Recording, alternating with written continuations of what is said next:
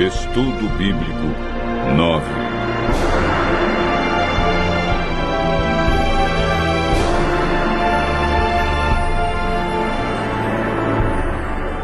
A verdade sobre a morte.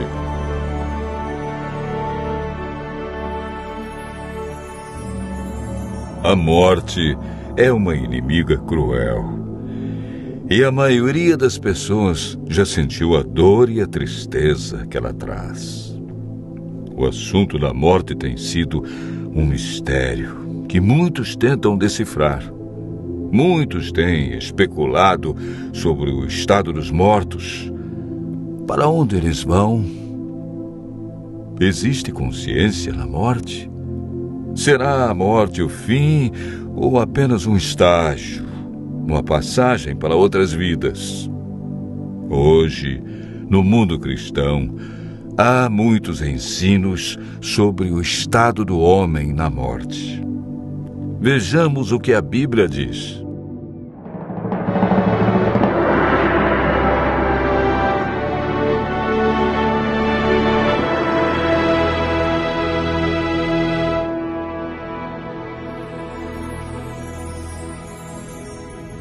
Antes de compreendermos o estado do homem na morte, precisamos entender a origem da vida. O homem é formado por dois ingredientes: pó da terra e fôlego de vida. A união desses dois elementos resulta em vida. Gênesis, capítulo 2, verso 7, declara: Então formou o Senhor Deus ao homem do pó da terra e lhe soprou nas narinas o fôlego de vida, e o homem passou a ser alma vivente. É importante notar que o homem, ao ser criado, não recebeu uma alma, mas se tornou alma vivente. Isto significa que quando falta um desses dois elementos, pó ou fôlego, a alma morre. Ezequiel afirma claramente em seu livro no capítulo 18, verso 4. A alma que pecar, essa morrerá. O ensino da imortalidade da alma não tem fundamento bíblico. Paulo afirma em 1 Timóteo, capítulo 6, versos 15 e 16, que a imortalidade é um atributo exclusivo de Deus. A Bíblia é clara em afirmar em Gênesis capítulo 3, verso 4, que a teoria de vida após a morte é um dos enganos do inimigo de Deus. Essa ideia foi propagada ao longo dos séculos através de influências pagãs e introduzida no cristianismo durante a Idade Média. A Igreja absorveu o conceito grego de corpo e espírito como entidades separadas, contradizendo assim o que Deus disse: certamente morrerás. Gênesis capítulo 2, verso 17. Gênesis 3, verso 19 declara: porque tu és pó e ao pó tornarás.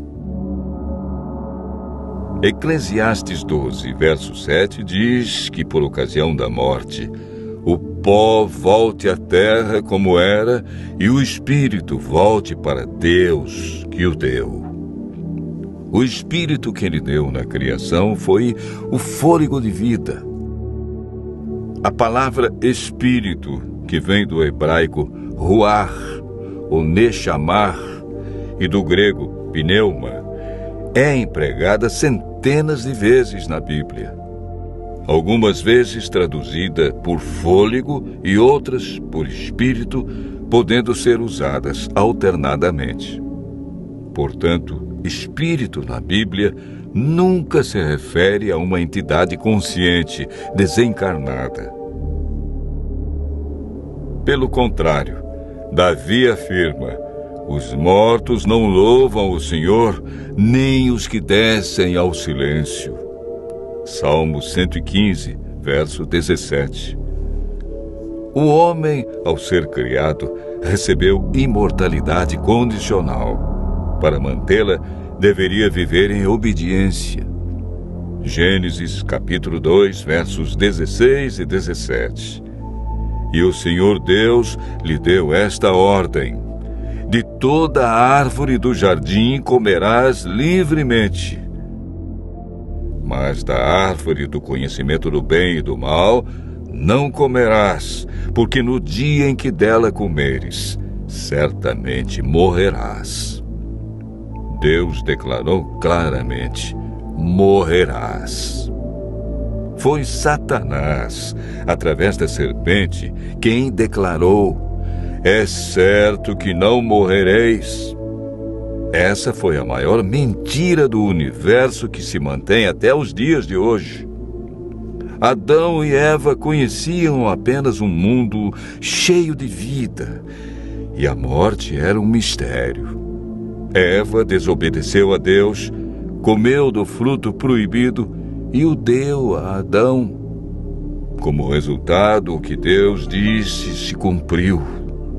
A morte, a dor e o sofrimento passaram a existir. Após o pecado, herdamos uma natureza egoísta que não tem prazer em estar na presença de Deus. Lemos em Eclesiastes 9, versos 5 e 6. Os vivos sabem que hão de morrer, mas os mortos não sabem coisa nenhuma, nem tampouco terão eles recompensa, porque a sua memória jaz no esquecimento. Amor, ódio e inveja para eles já pereceram. Para sempre não têm eles parte em coisa alguma do que se faz debaixo do sol.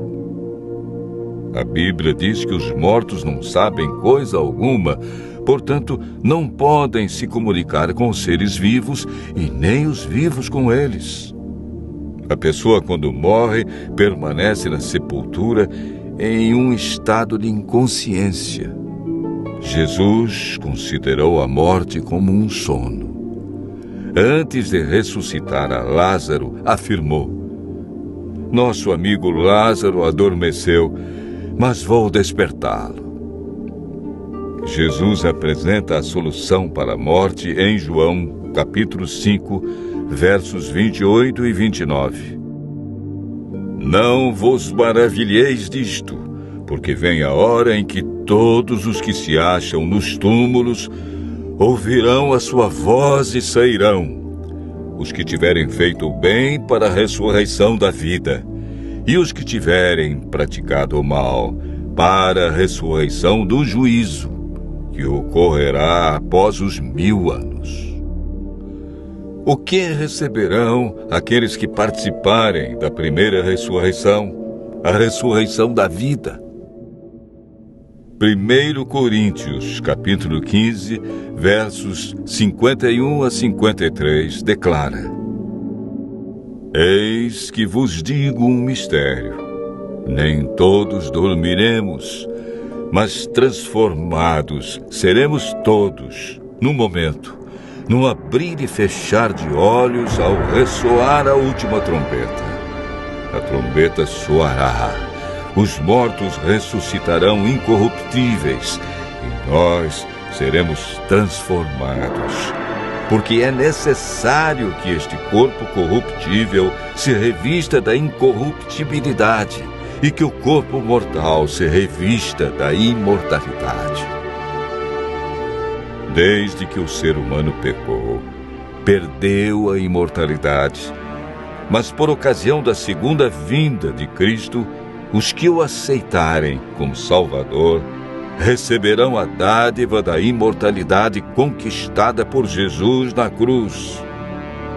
João afirma, e o testemunho é esse, que Deus nos deu a vida eterna, e esta vida está no seu Filho.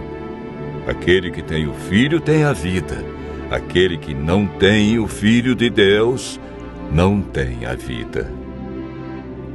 Cristo promete que o vencedor de nenhum modo sofrerá o dano da segunda morte. Aqueles que aceitam a Cristo e a salvação que Ele traz experimentarão a alegria indescritível por ocasião de sua vinda. Desfrutando felicidade plena, passarão toda a eternidade em companheirismo com seu Senhor e Salvador. Continue ouvindo a voz de Deus e seguindo a sua palavra, e desfrute pela fé a esperança da imortalidade.